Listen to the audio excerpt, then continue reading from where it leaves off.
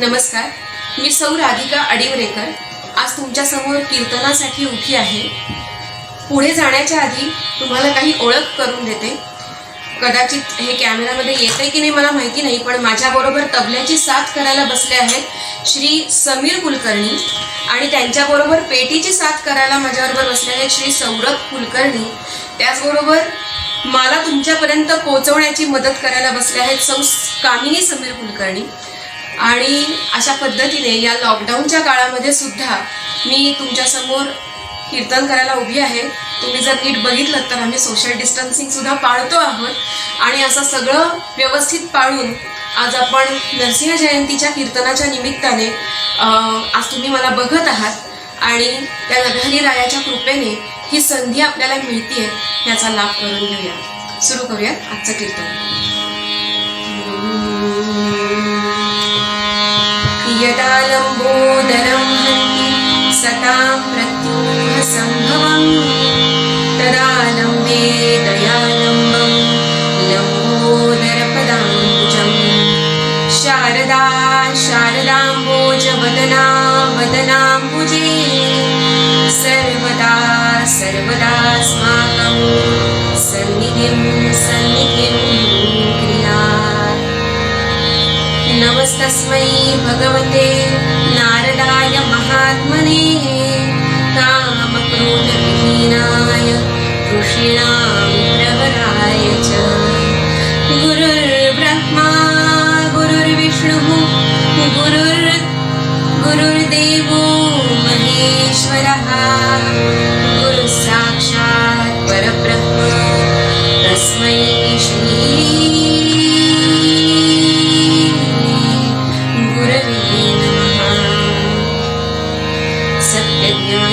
स्वरूपमवनं क्षीराब्धिमध्यस्थितं योगारूढमतिप्रसन्नवदनं भूषां सहस्रोज्ज्वलं द्रक्षं चक्रपिनाकसान्वयवरां बिभ्राणमरकच्छविं छत्रीं भूतफणीन्द्रैन्दुभवनं श्रीलक्ष्मीनरसिंहं भजे.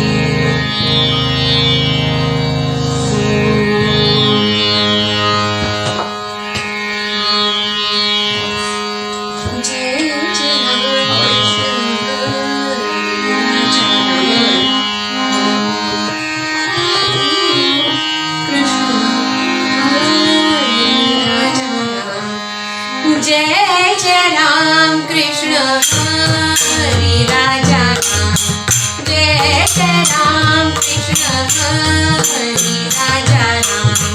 जय जय राम कृष्ण हरि राजा राम. नवनीत समा नवनीत प्रिय नवनीत समा नवनीत प्रिय नवन विनोद बिहारी राजा राम. नवन विनोद बिहारी राजा राम. जय जय राम कृष्ण हरि राजा राम. जय जय राम कृष्ण जय जय राम कृष्ण जय जय राम कृष्ण हरि राजा राम. बाळकृष्ण चरणी लक्ष लागो दे बाळकृष्ण चरणी लक्ष लागो दे. कीर्तन संगीत रंगात देवा हो दे. कीर्तन संगीत रंगात देवा हो दे. बाळकृष्ण चरणी लक्ष लागो दे. सीताराम चरणी लक्ष लागो दे. स्वरूपी माने राधिका सौत आमा हो. काम क्रोधाधिक जाती निश्चय आमा हो. काम क्रोधाधिक जाती निश्चय आमा हो. बाळकृष्ण चरणी लक्ष लागो दे. बाळकृष्ण चरणी लक्ष लागो. चरणी लक्ष लागो. चरणी लक्ष लागो दे. म्हणा राम राम राम राम सीताराम सीताराम.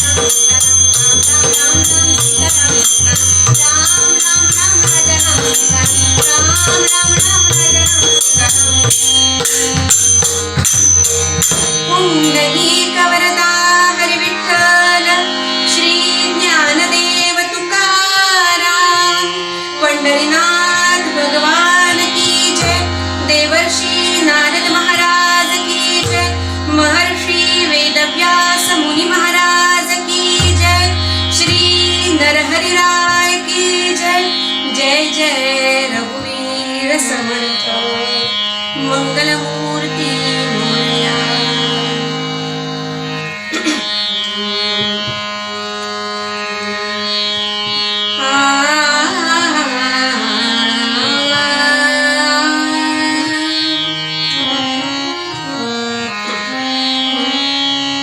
दयातीचे नाव भूतांचे पालन दयातीचे नाव भूतांचे पालन आणि निधान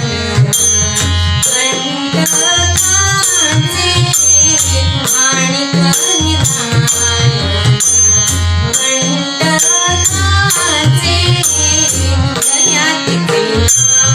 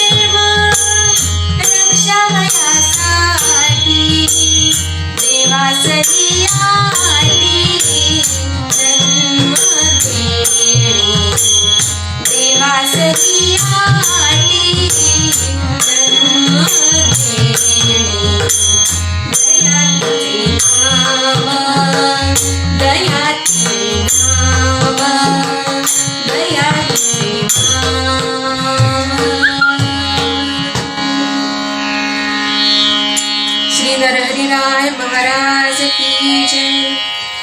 यदा यदा हि धर्मस्य ग्लानिर्भवति भारत अभ्युत्थानमधर्मस्य तदात्मानं सृजाम्यहम्.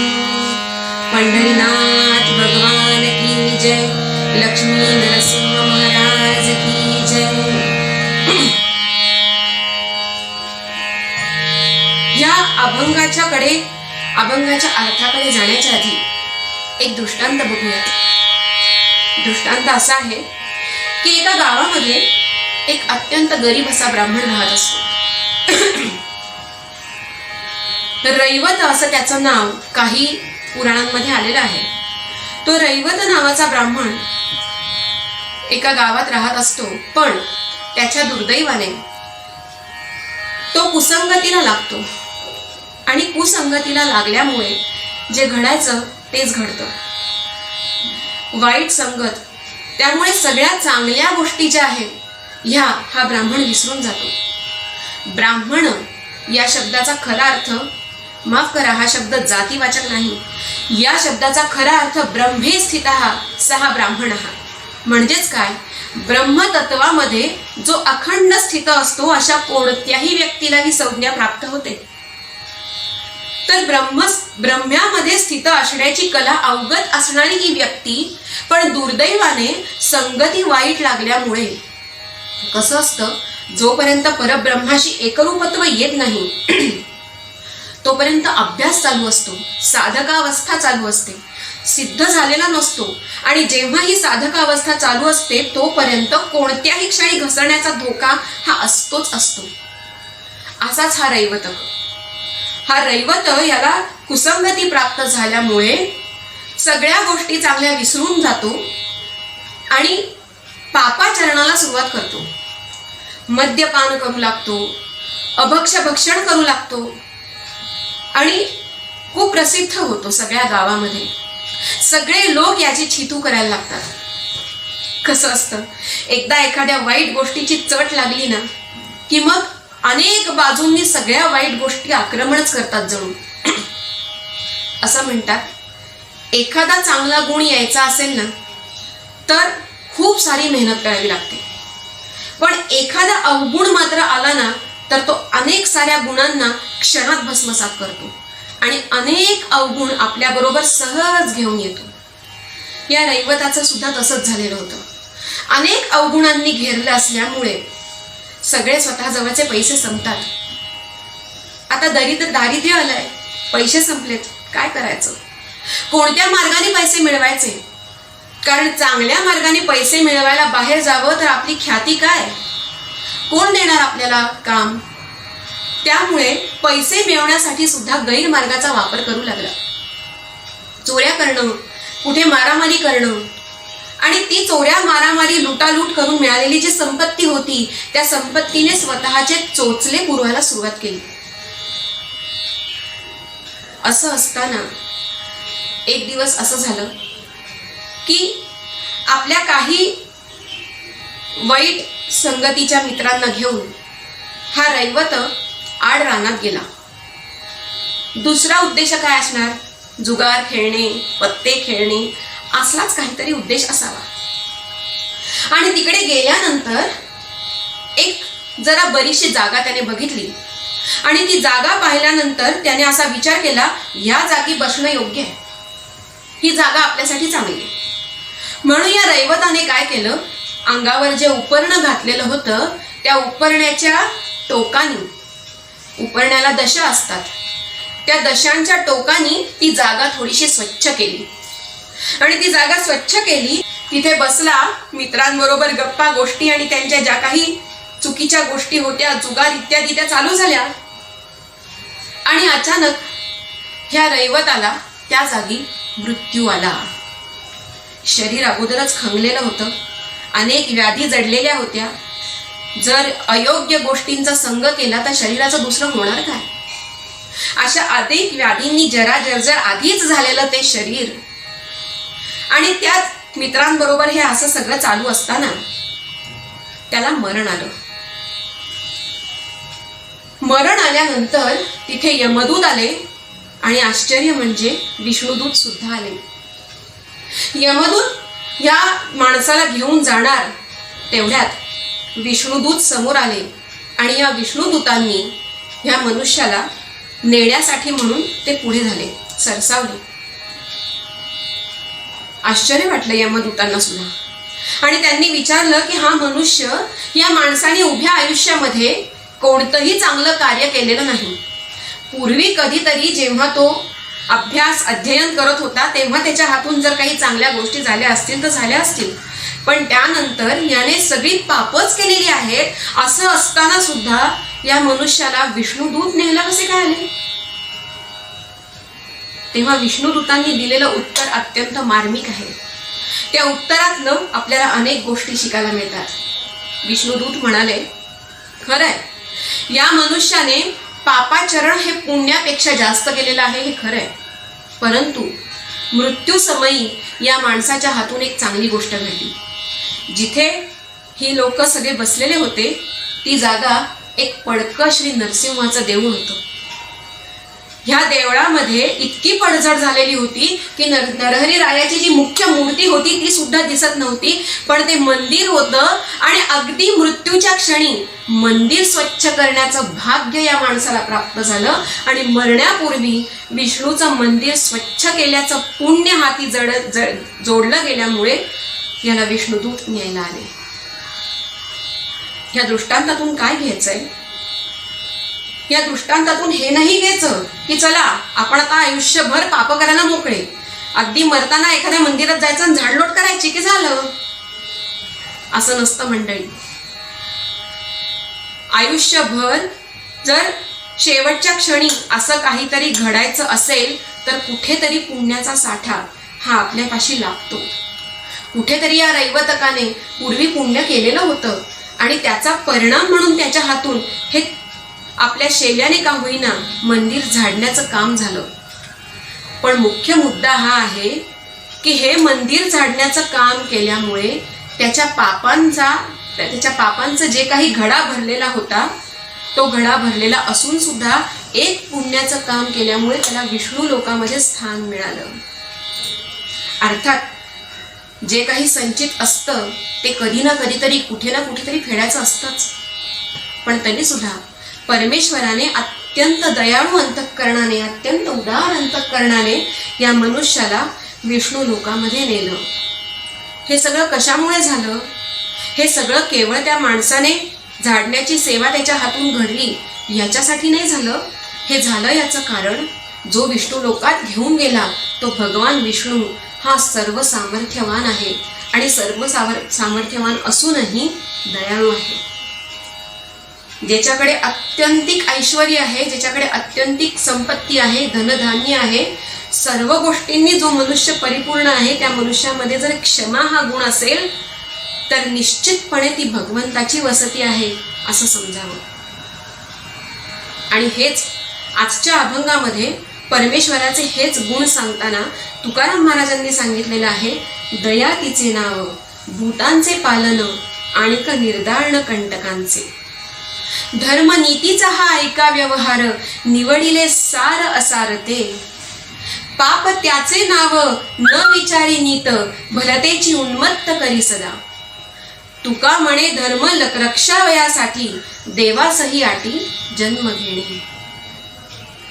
कसं आहे, एखादा अभंग ह्या अभंगामध्ये काय सांगितलेलं आहे त्याही पेक्षा हा अभंग कोणी सांगितलेला आहे याला फार महत्व आहे. अर्थात जेव्हा आपण त्याला एखादं काव्य न म्हणता अभंग असं म्हणतो तेव्हाच त्याची सिद्धताही ठरलेली असते. त्याच्या कर्त्याचं योग्य अयोग्यता बघण्याची तर आपली पातळीच नसते. पण तरीही तुकाराम महाराजांबद्दल बोलायचं झालं तर तुकाराम महाराज हे मराठी मातीतले मराठी संत, त्यांच्याबद्दल इतर मराठी संत किंवा मराठी माणसं हे बोलणारच, यात काही नवल नाही. पण जेव्हा हिंदी कवी सुद्धा तुकोबांबद्दल गौरवोद्गार काढतात तेव्हा खरंच ते आश्चर्याचं असतं. एक हिंदी कवी म्हणतो, राम और तुकाराम दो नाम एक अंग. राम और तुकाराम दो नाम एक अंग, उनका तो सेतू भंग गया. श्रीरामांनी जो सेतू बांधला तो कालांतराने भंग पावला. उनका तो सेतू भंग गया, इनका रहा अभंग. अशी महती असलेले तुकाराम महाराज अगदी थोड्या क्षणांमध्ये त्यांची एक महती बघूया आणि लगेच पुढे जाऊया. तुकाराम महाराज, संत तुकाराम नावाचा एक ब्लॅक अँड व्हाईट चित्रपट प्रभातने काढला होता आणि ह्या चित्रपटामध्ये संत तुकाराम महाराजांची भूमिका केली होती विष्णुपंत पागनीस यांनी. त्या काळी एखादा चित्रपट भरपूर चालल्यानंतर त्या चित्रपटातल्या कलाकारांना मानधन दिलं जाईल. संत तुकाराम या चित्रपटाने आपल्या भाषेत सांगायचं तर अनेक रेकॉर्ड्स ब्रेक केलेले होते आणि नवीनच आदर्श समोर ठेवला होता. अत्यंत गाजलेला हा चित्रपट अत्यंत यशस्वी झाल्यानंतर यशाच्या शिखरावर असताना निर्माते विष्णुपंत पागनीसांकडे आले मानधनाचं पाकिट घेऊन. जेव्हा निर्माते आले तेव्हा विष्णुपंत पागनीस तुकारामांच्या वेशातच त्यांना दिसले. ते आत आले आणि त्यांनी ते पाकिट विष्णुपंतांपुढे ठेवलं आणि म्हटले, ही आपली बिदागी आहे, मानधन आहे. विष्णुपंत पागनीसांनी ते पाकिट उघडूनही नाही पाहिलं आणि तसंच्या तसं पाकिट निर्मात्यांना परत दिलं. मला नको. निर्मात्यांना असं वाटलं की चित्रपट इतका चाललाय, जी बिदागी ठरवलेली होती तीच दिली आहे असं वाटतंय की काय तुकारामांना. तुकाराम झालेल्या या विष्णुपंतांना. तेव्हा त्यांनी असं सांगितलं निर्मात्यांनी की अहो काळजी करू नका, आपली ठरवली होती त्यापेक्षा कितीतरी पटीने जास्त बिदागी या पाकिटात आहे. तेव्हा विष्णुपंतांनी उत्तर दिलं, अहो ही जर बिदागी मी घेतली तर तुकारामांच्या भूमिकेला न्याय दिला असं होणारच नाही. जर तुकारामांची भूमिका मी खरोखरीच उठवली असेल, वठवली असेल तर हे पाकिट माझ्याच्याने घेणं शक्य नाही. आणि त्यांनी ते पाकिट नाकारलं. मंडळी, तुकाराम महाराजांच्या नुसत्या भूमिकेने एखाद्या मनुष्यामध्ये इतका बदल होऊ शकतो, तर तुकाराम महाराजांनी सांगितलेल्या गोष्टी आचरण्याने किती मोठा बदल होऊ शकेल. असे तुकाराम महाराज आपल्याला ह्या अभंगामध्ये सांगतायत, दया तिचे नाव भूतांचे पालन. दया ही अनेक प्रकारची असते. दया ही मनुष्याने मनुष्यावर केलेली असू शकते. दया ही परमेश्वराने मनुष्यावर केलेली असू शकते. दया ही सद्गुरूंनी एखाद्या मनुष्यावर केलेली असू शकते. दया म्हणजे नक्की काय? तर दया म्हणजे भूतमात्रांचं, मनुष्यांचं पालन करणे म्हणजे काय हो? पालन करणे म्हणजे काय? एखाद्याला खाऊ घातलं, 2 वेळचे जेवण दिलं तरी त्याचं पालनच झालं की? ते पालन अपेक्षित आहे का इथे? समजा एखाद्या श्रीमंत धनाढ्य व्यक्तीने एखाद्या गरीबाला आपल्याकडे आश्रय दिला, 2 वेळचा खायला देतोय त्याला, वर थोडासा पगारही देतोय पैसे म्हणून, आणि उठसूट त्याला शिव्या घालत असेल तर पालन तर करतोय, मग याला दया म्हणायचं का? तर नाही. भूतांचे पालन, यामध्ये जे पालन अपेक्षित आहे ते असं पालन नाहीये जे आपण इतरत्र बघत असतो. काया वाचा मने किंवा आधिभौतिक, आधिदैविक आणि आध्यात्मिक या तिन्ही तापापासून एखाद्या मनुष्याचा बचाव करणं, या तिन्ही तापांमध्ये त्याच्या बरोबर असणं, त्याला धीर देणं, त्याला सन्मार्गाला लावणं अत्यंत महत्वाचं. ह्याला म्हणायचं दया. दया तिचे नाव भूतांचे पालन. मग ही दया कोण करू शकतं हो? ही दया 2च व्यक्ती करू शकतात. एक म्हणजे सद्गुरू करू शकतात आपल्या शिष्यावर, आणि दुसरं म्हणजे परमेश्वर करू शकतो. तिसरं कोणीही अशा प्रकारची दया करूच शकत नाही. अहो किती सूक्ष्म विचार आहे. दया ही संकल्पना किती सूक्ष्म आहे. समजा एखादी माझी मैत्रीण आहे, मैत्रीण म्हणून अनेक वर्ष मी तिच्याबरोबर राहिले, तिच्याबरोबरच एखाद्या ठिकाणी जायचं, तिच्याबरोबरच सर्व गोष्टी, आपली आवडती गोष्ट शॉपिंग, तिच्याबरोबर शॉपिंग करायचं. कोणताही सण वार उत्सव असू दे, कोणतंही दुःखाचं कारण असू दे, चांगल्या ठिकाणी दुःखाच्या कारणी प्रत्येक वेळेला ती मैत्रीण बरोबर आहेच. पण अचानक असं काहीतरी घडतं की ही ना होती माझी मैत्रीण, इतके वर्ष माझ्या बरोबर होती, पण कोणीतरी मला तिच्याबद्दल काहीतरी सांगतं आणि एका क्षणात माझा विश्वास तुटून जातो. ही दया असते का? खरंच ज्या व्यक्तीबरोबर आपण इतके वर्ष काढलेले आहेत, त्या व्यक्तीला जर आपण थारा देऊ शकलो नाही आपल्या मनामध्ये, आपल्या बुद्धीमध्ये, तिथे जर आपण तिसऱ्याच्या सांगण्यावरून आपल्याच मैत्रिणीवर संशय घेऊ लागलो, ती मैत्री तोडायला लागलो, तर त्याला दया म्हणता येईल? इतकी सूक्ष्म संकल्पना आहे दया. मग आता विचार करून बघायला हवं की अशा कितीतरी प्रसंग असतात ज्या प्रसंगांमध्ये आपण आपलं धैर्य हे गमावून बसतो, आणि आपलं धैर्य आपण गमावल्यामुळे त्याचा परिणाम अनेक माणसांवर निघत असतो. मग ह्याला दया म्हणता येईल का? खचितच नाही. अशी दया करण्यासाठी आपण सद्गुरूंना प्रार्थना करायला हवी की एखाद्यावर दया करता येईल असं सक्षम मला तुम्ही बनवा. अशा पद्धतीची दया फक्त संतच करू शकतात. कितीतरी उदाहरणं आहेत. एकदा काय झालं, ज्ञानेश्वर नामदेवादी सगळे संत हे तीर्थयात्रेला निघाले होते. आता विचार करा, संत निघालेत तीर्थयात्रेला म्हणजे त्यांची तीर्थयात्रा कशी असेल? तीर्थयात्रा करताना वाटेमध्ये नामस्मरणाचा गजर चालू असेल. 2 मिनिटं आपणही करूया. जय जय विठ्ठल जय हरी विठ्ठल, जय जय विठ्ठल जय हरी, जय जय विठ्ठल जय हरी विठ्ठल, जय जय विठ्ठल जय हरी विठ्ठल, जय जय विठ्ठल जय हरी विठ्ठल, जय जय विठ्ठल जय हरी विठ्ठल, जय जय विठ्ठल जय हरी विठ्ठल, जय जय विठ्ठल जय हरी विठ्ठल,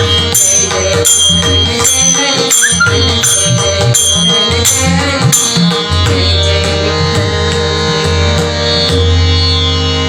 अशा पद्धतीने सगळ्या संतांचा हा घोळका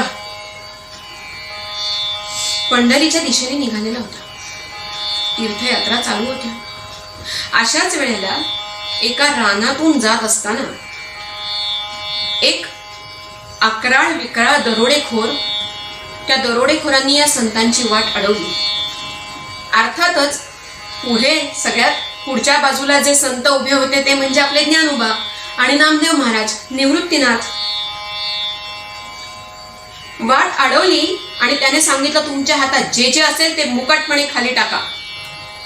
असं म्हणल्यानंतर सगळ्या संतांनी ज्ञानोबांकडे बघितलं. ज्ञानोबांकडे बघितल्यानंतर त्या दरोडेखोराला असं लक्षात आलं, हा म्होरक्या दिसतोय ह्या सगळ्यांचा. इकडे तिकडे कोणाहीकडे न जाता तो दरोडेखोर थेट ज्ञानदेवांच्या समोर आला आणि म्हणाला, बया बोलाने तुझ्याकडे जे काही असेल ते मला देऊन टाक. ज्ञानदेवांनी एक क्षण निवृत्तीनाथांकडे बघितलं आणि म्हणाले, देव. निवृत्तीनाथ म्हणाले, जे आपल्याला मागतायत त्यांना द्यायला काय हरकत आहे. दरोडेखोराला आनंद झाला. त्याला वाटलं ह्यांच्याकडे नक्कीच काहीतरी घबाड असणार. ज्ञानदेव म्हणाले, माझ्याकडे इतकी मोठी संपत्ती आहे, इतकी मोठी संपत्ती आहे की तुला पेलवणार सुद्धा नाही एवढी मोठी संपत्ती. दरोडेखोर म्हणाले, काय म्हणताय? दरोडेखोर म्हणाला, कुठे आहे सगळं? कुठे लपवली संपत्ती? ज्ञानदेव म्हणाले, संपत्ती मी तुला द्यायला तयार आहे, पण त्यासाठी तुला एक गोष्ट करावी लागेल. कोणती गोष्ट करावी लागेल? मी तयार आहे ती गोष्ट करायला. तुला माझ्या समोर गुडघ्यावर खाली बसावं लागेल. एवढंच करायचंय ना?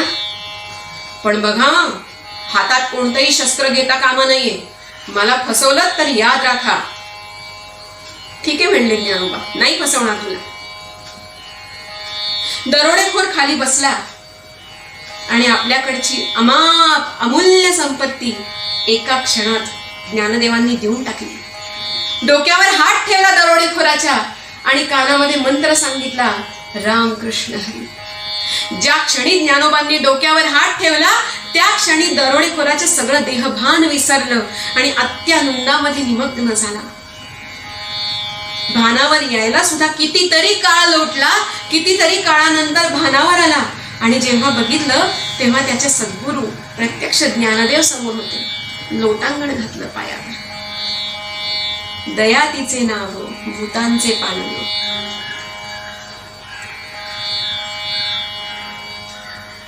त्या दरोडेखोरावर सुद्धा ज्ञानदेवांनी दया दाखवली, त्याच्यावर कृपा केली. कृपापूर्वक आशीर्वाद दिला, दीक्षा दिली. पण ह्याच बरोबर भूतांचे पालन जसं अपेक्षित आहे तसंच दया या संकल्पनेची दुसरी अर्धी बाजू आहे. आणिक निर्दाळण कंटकांचे दुष्ट मनुष्यांचे निर्दाळण सुद्धा ह्या दया या संकल्पनेतच अपेक्षित आहे. बरं, खरं सांगू का, आपल्याकडे एखाद्या मनुष्याचा वध करण्याआधी, एखाद्या दुष्टाचा वध करण्याआधी त्याच्या दुष्ट बुद्धीचा वध केला जातो. दरवेळेला जेव्हा आपण देवासमोर दिवा लावतो, संध्याकाळच्या वेळेला देवासमोर दिवा लावतात, सगळे घरातले लोक एकत्र जमतात. लहान मुलं शुभं करोती म्हणतात. काय म्हणतात तेव्हा? शुभं करोति कल्याणं आरोग्यं धनसंपदा शत्रुबुद्धिर्विनाशाय दीपज्योतिर्नमोस्तुते. शत्रुबुद्धिर्विनाशाय, शत्रुविनाशाय म्हणतं का कोणी? नाही. माझ्या शत्रूचा नाश होऊ दे असं आपण लहान मुलांना सुद्धा सांगत नाही. लहान मुलांना सुद्धा मनावर हे बिंबवलं जातं, शत्रुबुद्धिर्विनाशाय दीपज्योतीर् नमोस्तुते. शत्रूचा नाश व्हावा असं न म्हणता शत्रूची जी दुष्ट बुद्धी आहे, जी वाकडी बुद्धी आहे, त्या वाकड्या बुद्धीचा नाश व्हावा. आणि म्हणून गणपतीचं एक नाव आहे वक्रतुंड. जाता जाता सहज सांगते, आरतीमध्ये आपण म्हणतो सरळ सोंड वक्रतुंड त्रिनयना. सरळ सोंड असेल तर वाकडं तोंड असं कसं काय होईल? वक्रतुंड या शब्दाचा नक्की अर्थच माहिती नसतो. वक्रतुंड म्हणजे वाकड्या तोंडाचा असा अर्थ नसून वक्राम तुंडयती इति वक्रतुंड असा त्याचा अर्थ आहे. म्हणजे वक्र बुद्धीच्या लोकांना दंड देतो, शासन करतो आणि सरळ रस्त्यावर आणतो, त्याला म्हणायचं वक्रतुंड. हे वक्रतुंड हे जे गणपतीचं नाव आहे ते सुद्धा गजाननाच्या दयेचंच द्योतक आहे. कारण वाकड्या बुद्धीच्या मनुष्यांचा वध नाही केला जात, आधी त्यांची बुद्धी सुधारली जाते. पण काही महाभाग आपल्याकडे असे सुद्धा दिसून येतात की बुद्धीवर वारंवार संस्कार करून सुद्धा, वारंवार सांगून सुद्धा त्या बुद्धीमध्ये कोणत्याही प्रकारचा फरक पडत नाही. मग अशा वेळेला त्या दुष्ट मनुष्याचा वधच करावा लागतो आणि निर्दाळण कंटकांचे. रावणाचं काय झालं, कंसाचं काय झालं, शेवटपर्यंत सांगून सुद्धा त्यांची बुद्धी योग्य मार्गाला न आल्यामुळे परमेश्वराला त्यांचा वध करावा लागला. या सगळ्या गोष्टी दया या संकल्पनेमध्ये येतात. धर्म नीतीचा हा ऐका व्यवहार, निवडिले सार असारते, असं पुढे तुकोबांनी सांगितलंय. तुलसीदास एके ठिकाणी म्हणतात, दया धर्म का मूल है नरक मूल अभिमान, तुलसी दया न छांडिये जबलम घटमो प्राण. दया हे काय आहे तर दया हे धर्माचं मूळ आहे. दया धर्म का मूल है. जर तुमच्या अंतःकरणामध्ये दया असेल तर अर्थातच तुमच्याकडून जी कृती घडेल ती धर्माला अपेक्षित असलेली, धर्माला अनुसरून असणारी धर्म्य अशी कृती घडेल. कारण जेव्हा दया अंतःकरणामध्ये असते तेव्हा अहंकार हा ठेचला गेलेला असतो आणि समोरच्याचा विचार हा आधी केला जातो. सामान्य माणसांचं तसं नसतं. अहंकार हा आधी असतो, बाकी सगळे गुण हे थोड्या प्रमाणात असतात. आणि म्हणूनच पुढे सांगितलेलं आहे, पाप त्याचे नाव न विचारी नीत, भलतेची उन्मत्त करी सदा. योग्य काय आणि अयोग्य काय हे सतत चालू असताना सुद्धा ज्याचा अहंकार हा ठेचला जात नाही, ज्याचा अहंकार हा निवळत नाही, मावळत नाही, तोपर्यंत त्याच्या मनामध्ये जे काही उद्भवतं ते त्याच्या अहंकाराला पोसणारं असतं, त्यालाच पाप म्हणतात. आणि जसं जसं हे पाप वाढतं तसं तसं ते माणसाला उन्मत्तच करत राहतं. हे पाप माणसाला योग्य मार्गावर आणू देत नाही, अहंकार माणसाला योग्य मार्गावर येऊ देत नाही. सातत्याने त्याला ठेचावं लागतं, सातत्याने त्याची नांगी कापावी लागते, तरच आणि ते सुद्धा सद्गुरूंच्या कृपेने मनुष्याला सरळ मार्गाने जाणं शक्य होतं. अन्यथा पाप हे जेव्हा वाढायला लागतं, अर्थातच पाप वाढायला लागलं की अहंकार वाढतो, अहंकार वाढायला लागला की दया कमी होते, दया कमी झाली की दया ज्याचं मूळ आहे तो धर्म ढासळायला लागतो. आणि जेव्हा धर्म डळमळीत होतो आणि अधर्म बोकळायला लागतो तेव्हा जे आपल्या सूत्र श्लोकामध्ये सांगितलं आहे, यदा यदा हि धर्मस्य ग्लानिर्भवति भारत. हे भारता, हे अर्जुना, जेव्हा जेव्हा धर्माला ग्लानी येईल तेव्हा तेव्हा अधर्म हा समूळ उखडून टाकून धर्माची पुन्हा प्रस्थापित करण्यासाठी, प्रस्थापना करण्यासाठी मी स्वतः जन्म घेईन. आणि याच ठिकाणी पुढे दयेबद्दलचं जे काही आपण अभंगात म्हटलं तेच परमेश्वरांनी सांगितलंय, परित्राणाय साधूनां विनाशाय च दुष्कृतां धर्म संस्थापनार्थाय संभवामी युगे युगे. साधूंचं, सज्जनांचं रक्षण करण्यासाठी आणि दुष्टांचं निर्दारण करण्यासाठी प्रत्येक युगामध्ये मी स्वतः अवतार घेईन असं भगवंत गीतेमध्ये म्हणतात. आणि तोच आशय तुकोबांनी या अभंगामध्ये वापरलेला आहे. काय म्हणतात तुकोबा एकदा बघूया आणि उत्तर रंगाला सुरुवात करूया.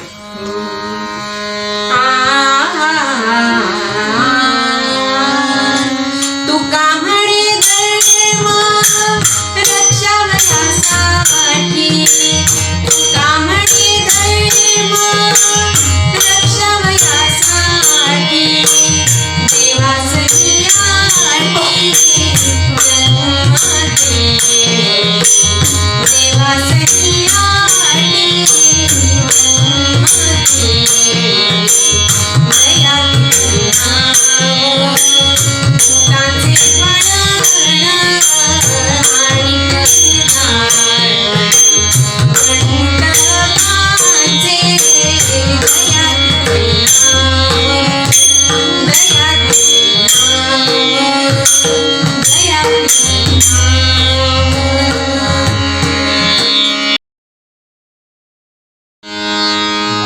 कीर्तनाच्या प्रथेप्रमाणे अगदी थोड्या काळ भजन करूया. म्हणा नारायण नारायण श्रीमन्नारायण नारायण नारायण नारायण नारायण श्रीमन्नारायण नारायण नारायण नारायण नारायण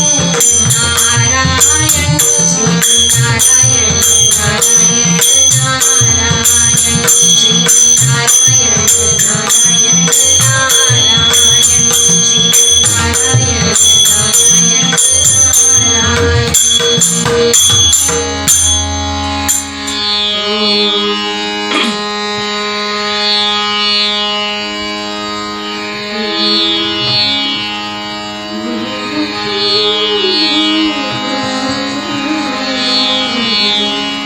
कोकोनिया पिता मुसे प्रल्हादासी, कोकोनिया पिता मुसे प्रल्हादासी, कोकोनिया पिता मुसे प्रल्हादासी, सांगरुटीचे आहे कोठे आले कोठे, वेरू म्हणे काशी पाषाणी सकळी, वेरू म्हणे काशी पाषाणी सकळी, माझे मन माळी देते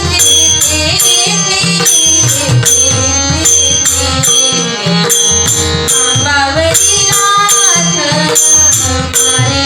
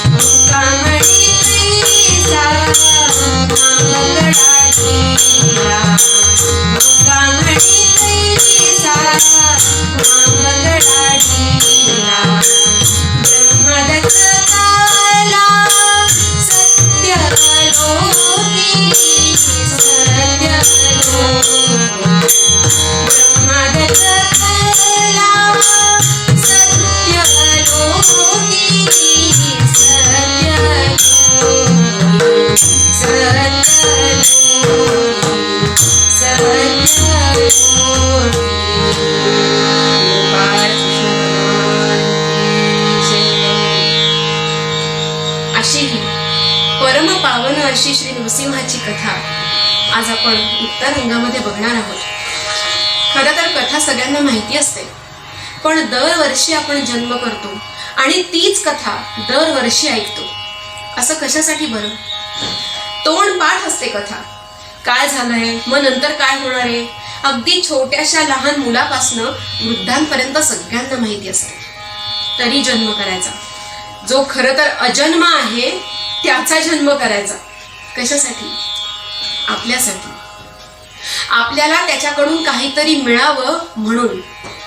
असं असतं, जेव्हा एखादी गोष्ट स्वीकारायची असते, शिकायची असते, तेव्हा त्या गोष्टीचा अभ्यास करणं हे फार महत्त्वाचं असतं. आणि अभ्यास म्हणजे काय? तर पौन पुण्यर्थ वृत्ती ही अभ्यास हा. एखादी गोष्ट पुन्हा पुन्हा करणं, सातत्याने करणं म्हणजे अभ्यास. हा अभ्यास आपल्या सगळ्यांचा व्हावा आणि नरहरी रायांचा खरा जन्म, त्यांचा खरा उदय इथे हृदयामध्ये व्हावा, म्हणून त्या अजन्माचाही जन्म साजरा आपण करतो आपल्यासाठी. आणि जेव्हा जेव्हा अशा परमेश्वराच्या अवतारांच्या आणि जन्माच्या कथा आपण बघत असतो, तेव्हा तेव्हा प्रत्येक वेळेला भक्तीचा एक एक कण आपल्या मनामध्ये फुलत असतो, वाढत असतो, ही त्यांची आपल्यावरची केवढी मोठी दया आहे, नव्हे का? तर पूर्वी कश्यप ऋषींना दिती आणि अदिती नावाच्या 2 भार्या होत्या. दितीच्या पोटी जे पुत्र जन्माला आले ते सगळे दैत्य आणि अदितीच्या पोटी जे जन्माला आले ते सगळे देव. दितीच्या पोटी 2 बलाढ्य असे पुत्र जन्माला आले, हिरण्याक्ष आणि हिरण्यकश्यपू. पैकी हिरण्याक्ष जो होता, पूर्वी सांगितल्याप्रमाणे अत्यंत बलाढ्य होते. एखादी गोष्ट ही माणसाकडे प्रमाणापेक्षा जास्त असली की तत्काळ काय येतं तर अहंकार. त्या अति असलेल्या गोष्टीचा पटकन अहंकार येतो. एखादी मुलगी 10 जणींमध्ये जास्त उठून दिसते, सुंदर आहे, लगेच काय येतो? अहंकार येतो, माझ्यासारखी सुंदर मीच. हिरण्यकश्यपूने काय करावं?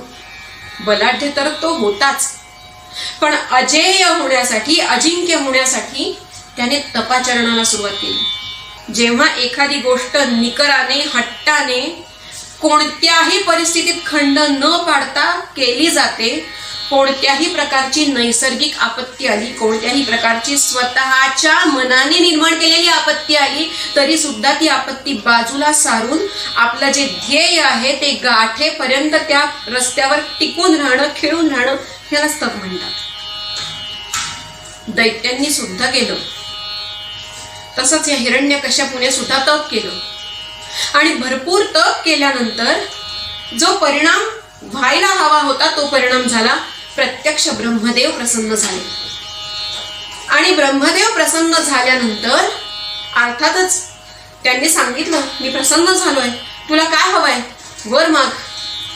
तेव्हा या हिरण्यकश्यपूने वर मागितला. काय वर मागितला? अस्त्राने शस्त्राने, अस्त्राने शस्त्राने, दिवसा रात्री सन्न मरण मला यावे.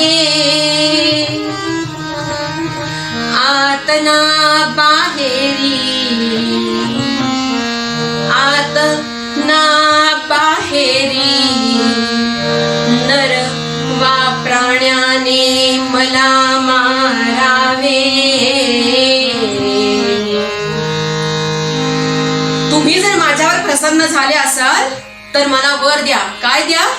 मला अस्त्राने मरण यायला नको, मला शस्त्राने मरण यायला नको, दिवसा मरण यायला नको, रात्री मरण यायला नको, आत मरण नको, बाहेर मरण नको. इतकंच काय, पण कोणत्या मनुष्याच्या हातूनही मरण नको किंवा प्राण्याच्याही हातून मला मरण यायला नको. काय डोकं वापरलं या असुराने.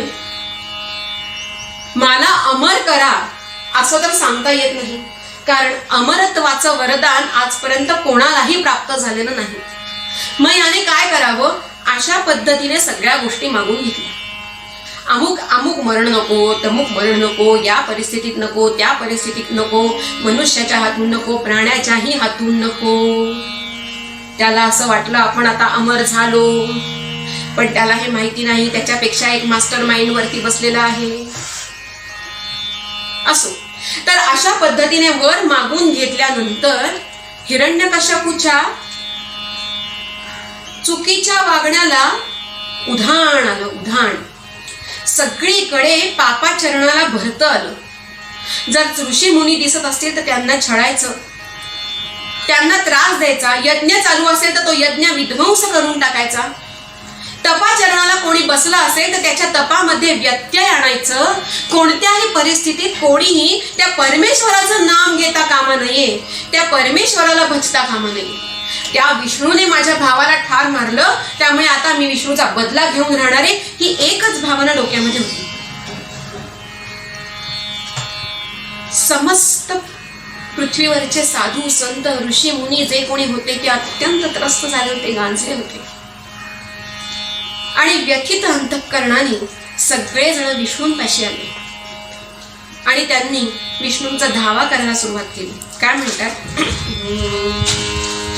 नारायणा रमा रमणा, नारायणा रमा रमणा, मधुसूदना मनमोहना, मधुसूदना मनमोहना, करुणाघना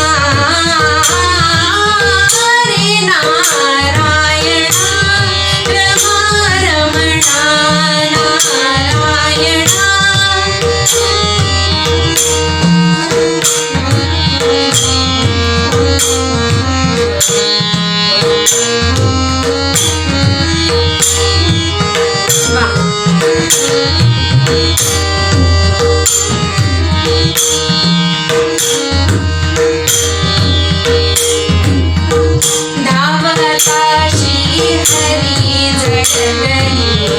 वनसागर गोविंदा, धावता श्री हरी जडगणी, वनसागर गोविंदा. तुझी आचरणी सादर वंदन, तुझी आचरणी सादर वंदन, करितो परमानंदा. दे प्रसाद व्यंकटेशा, जगताचा आनंदा.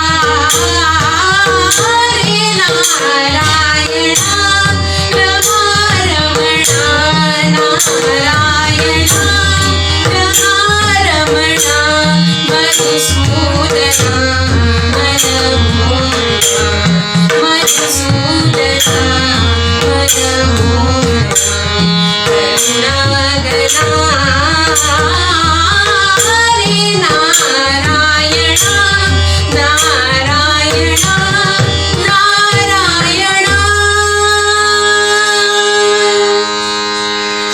आपल्या भक्ताच्या हाकेला धावून जायचं हे तर परमेश्वराचं ब्रीदच आहे. सगळे संत, सगळे ऋषी मुनी पृथ्वीसह जेव्हा त्या परमेश्वराला साथ घालू लागले तेव्हा ते करुणाघन विष्णू सगळ्यांच्या समोर प्रगट झाले. श्री विष्णूंना समोर बघताच सगळ्यांनी हात जोडले आणि विष्णूंची प्रार्थना केली. यम ब्रह्मा वरुणेंद्र रुद्र मरुत स्तुन्वन्ति दिव्यैस्तवैः, वेदैः साङ्गपदक्रमोपनिषदैः, गायन्ति यं सामगाः. ध्यानावस्थिततद्गतेन मनसा पश्यन्ति यं योगिनो, यस्यान्तं न विदुःसुरासुरगणा, देवाय तस्मै नमः. सीताकांत स्मरण जय जय राम, लक्ष्मी नृसिंह भगवान की जय. सगळ्यांनी परमेश्वराला नमस्कार केला आणि अमृत वर्षाव करणाऱ्या आपल्या वाणीने परमेश्वर बोलू लागले. तुम्ही जेव्हा इथे आलात तेव्हाच तुमच्या मनातला जो काही भाव होता तो मी ओळखला होता. या दैत्याच्या पापाचरणाने तुम्ही सगळे संतप्त झालेले आहात, संत्रस्त झालेले आहात हे मला माहिती आहे. इथून पुढे हा दैत्य आपल्या पुत्राचा सुद्धा घात करायला जाईल, कारण याच्या पोटी माझा थोर असा भक्त जन्माला येईल आणि जेव्हा माझ्या भक्ताला त्रास द्यायला हा दैत्य धजावेल तेव्हा माझ्या भक्ताचा सांभाळ करण्यासाठी, त्याचा उद्धार करण्यासाठी आणि तुमचा सगळ्यांचा उद्धार करण्यासाठी, या दैत्याचा पाडाव करण्यासाठी, त्याचा वध करण्यासाठी मी स्वतः अवतार घेईन. तेव्हा सगळ्यांनी आश्वस्त असावं. सगळे देव ऋषी मुनी आश्वस्त झाले आणि स्वस्थानी आनंदाने परत गेले. इकडे हिरण्यकश्यपूची पत्नी कयाधू ही गर्भवती असताना भगवान नारदांची कृपा दीक्षा त्या गर्भाला प्राप्त झाली. आणि त्याचा परिणाम असा झाला की ह्या दैत्याच्या घरामध्ये, दैत्य कुळामध्ये असा पुत्र जन्माला आला जो अत्यंत सुलक्षणी आणि परमेश्वराचा भक्त असणारा असा निपजला. सगळ्यांना आल्हाद देणाऱ्या या पुत्राचं नाव प्रल्हाद असं ठेवण्यात आलं. दिसामासांनी प्रल्हाद मोठा होत होता. त्याच्या लीला बघून त्याच्या आईला आणि इतर सगळ्यांनाच आनंदाचं भरतं येत होतं. अर्थातच हे बाळपणाचा काळ सुखाचा हा थोड्या वेळासाठीच असतो. एकदा का योग्य वेळ आली की गुरुगृही जावंच लागतं. तसंच या प्रल्हादाला सुद्धा त्याच्या वडिलांनी गुरुगृही पाठवलं आणि गुरूंना सांगितलं की असुर विद्येमध्ये याला निष्णात करा, असुर नीती याला शिकवा, तज्ञ करा, हा माझा वारसदार आहे. गुरूंनी आनंदाने मान्य केलं. प्रल्हादाला घेऊन गेले. त्या काळी आत्ताच्या सारखे वर्ग नसत ना, सगळे शिष्य एकत्र असायचे आणि एकत्र बसल्यानंतर काही शिष्यांना एखादा पाठ देऊन गुरु दुसऱ्या शिष्यांना दुसरा पुढचा पाठ देण्यास निघून जायचे. ज्या काळामध्ये गुरु दुसरीकडे गेले त्या काळात हा प्रल्हाद काय करायचा, आपल्या सगळ्या मित्रांना बोलवायचा आणि त्यांना बोलवून एकच गोष्ट करायचा, नारायण नारायण श्रीमन्नारायण नारायण नारायण नारायण नारायण श्रीमन्नारायण नारायण नारायण श्रीमन्नारायण नारायण नारायण श्रीमन्नारायण नारायण नारायण. सगळ्यांना जमवायचा आणि नारायणाचं नाव घ्यायला लावायचा. स्वतः सुद्धा तेच करायचं. ह्या परिस्थितीचं वर्णन एका कवीने अतिशय सुंदर केलंय. काय म्हणतात ते, नहीं छोडू रे बाबा राम नाम, नहीं छोडू रे बाबा राम नाम, मेरो और पढ़न सो नहीं काम, मेरो और पढ़न सो नहीं काम, नहीं छोडू रे बाबा राम नाम, नहीं छोडू रे बाबा राम नाम. प्रल्हाद पठाए पठनशाल, प्रल्हाद पठाए पठनशाल, संग सखाब मुलिये बार, संग सखाब मुलिये बार. पठावत आल झाल, पठावत आल झाल, मेरी छटिया श्री गोपाल. नहीं छोडू रे बाबा राम नाम, नहीं छोडू रे बाबा राम नाम, बाबा राम नाम, बाबा राम नाम.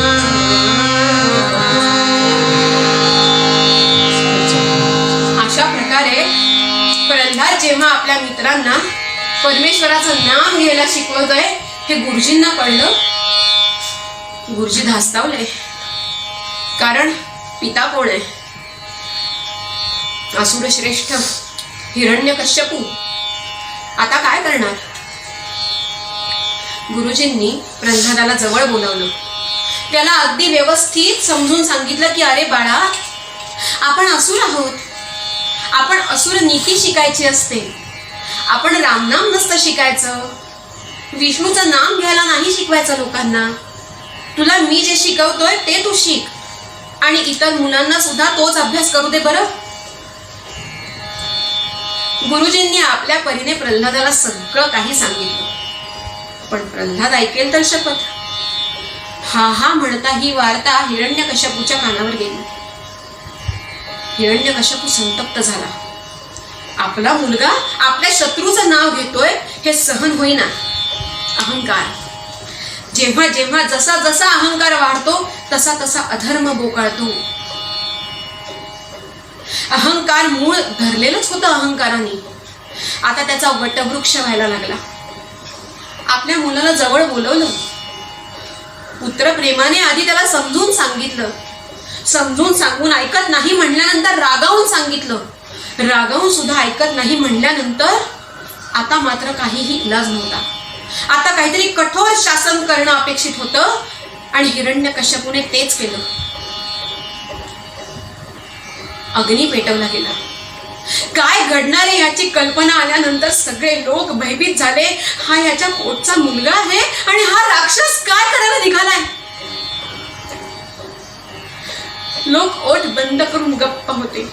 डोळ्यांमधलं पाणी सुद्धा डोळ्यांमध्ये अडलेलं होतं, कारण धास्तीच इतकी होती या दैत्याची. अत्यंत कठोर अंतःकरणाने स्वतःच्या अहंकारापायी आपल्याच मुलाला हिरण्यकश्यपूने त्या अग्नीमध्ये लोटलं. अग्नीच तो. अग्नी म्हणजे पावक, जे पहिल्यापासून पावन आहे त्यांचं रक्षण करणारा अग्नी. अग्नीने ह्या सगळ्या गोष्टी पुराणांमधून दाखवून दिल्या आहेत, सिद्ध केल्या आहेत.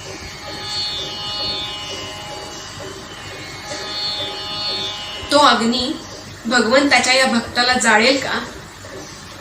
जेव्हा प्रल्हादाचा स्पर्श झाला तेव्हा त्या स्पर्शाने अग्नी सुद्धा शांत झाला आणि प्रल्हाद मात्र त्या अग्नीमध्ये नारायण नारायण श्रीमन्नारायण नारायण नारायण असं नारायणाचं नाव घेतच राहील.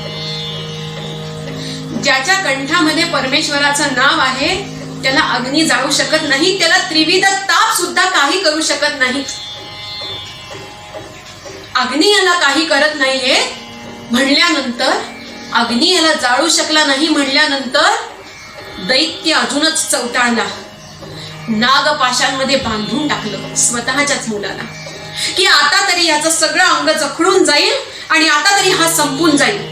माझ्या शत्रूचं नाव घेणारा माझा पुत्र जरी असला तरी तो संपलाच पाहिजे. अहंकार. पण ज्यांचा पलंग शेषाचा आहे, शेषाचा पलंग ज्याचा, सखयांनो तो गडियामुचा. त्याचा पलंग शेषाचा आहे, अशा शेषशाईचं नाव जर कंठामध्ये असेल तर नागबंध काय करू शकणार. आणि झालंही तेच. नागबंधांमुळे सुद्धा प्रल्हादाचं काहीही वाकडं झालं नाही. प्रल्हाद आपला परमेश्वराचं नाव घेत आनंदाने त्या नागबंधामध्ये सुद्धा सुरक्षित राहिला. आता मात्र दैत्य आणखीनच खवळला आणि नमरेयास्तवनेला नमरेयास्तवनेला गिरिशिखराहून लोटला खाली. परितो निर्भय चित्ते परितो निर्भय चित्ते वाहे नारायणासिला खोली. नमरे यास्तव. अग्नी मारत नाहीये, नागबंधांमध्ये सुद्धा मरत नाहीये म्हणल्यानंतर त्याला पर्वत शिखरावर नेलं, गिरी शिखरावर नेलं आणि तिथून लोटून दिलं खाली. पण सगळ्यांचा सांभाळ करणारा परमेश्वर याही परिस्थितीमध्ये त्याने आपल्या भक्ताचा सांभाळ केला. याही परिस्थितीमध्ये अलगद एखादं पीस झेलावं त्याप्रमाणे परमेश्वराने स्वतः प्रल्हादाला झेललं आणि तिथूनही त्याला वाचवलं. प्रल्हाद नारायण नारायण म्हणतच राहिला आणि दैत्याची आग, त्याचा अहंकार हा वाढतच राहिला. शेवटी एक शेवटचा उपाय म्हणून, जे कधीही घडणार नाही असं अघटित घडवण्यासाठी म्हणून हा दैत्य प्रेरित झाला. आपल्या पत्नीला कयाधूला त्याने बोलवलं आणि सांगितलं, तू तुझ्या हाताने विषाचा पेला तयार कर आणि या मुलाला दे. एका आईला सांगावं आपल्या मुलाला विषाचा पेला दे. अहंकार काय करतो? कधी सुद्धा या अहंकाराला पाळू नये, त्याला ठेचावंच ठेचावं. कारण तो अहंकार कसा घात करेल आणि कुठल्या दर्जाचं पाप करायला भाग पडेल सांगता येत नाही. आज तेच हा दैत्य करत होता. ती माता काय करणार? तिच्याच्याने हे असं होणार आहे? पण करवलं. अत्यंत उन्मत्तपणाने आपल्या बलाढ्यपणाचं प्रदर्शन करत एका आईला विषाचा पेला द्यायला लावला स्वतःच्या मुलाला. आणि तरी सुद्धा ते विष प्यायल्यानंतर तर प्रल्हादाच्या तोंडून अजूनच नारायणाचं नाव उत्साहाने बाहेर पडलं. नारायण नारायण नारायण नारायण. आता मात्र दैत्याचा राग अनावर झाला. भर दरबारामध्ये आपल्या मुलाला बोलवलं. त्याला विचारलं, कुठे तुझा तो नारायण? कुठे असतो सांग मला. एकदाचा त्याचा खात्मा करून टाकतो. त्यालाही संपवतो, तुलाही संपवतो. प्रल्हाद तितकाच शांत होता. तितक्याच शांतपणे म्हणाला, बाबा अहो परमेश्वर कुठे नाही, तो तर सगळीकडे आहे, चराचरात भरून राहिलेला आहे. आणि भगवद्गीतेचं वचन आहे ना, यो मां पश्यति सर्वत्र सर्वंच मयि पश्यति तस्याहं न प्रणश्यामि सच मे न प्रणश्यति. जो मला सर्वत्र पाहतो आणि सर्वांमध्ये मला पाहतो त्याच्या पक्षी माझा कधीच नाश होत नाही आणि माझ्या पक्षी सुद्धा त्याचा कधीही नाश होत नाही.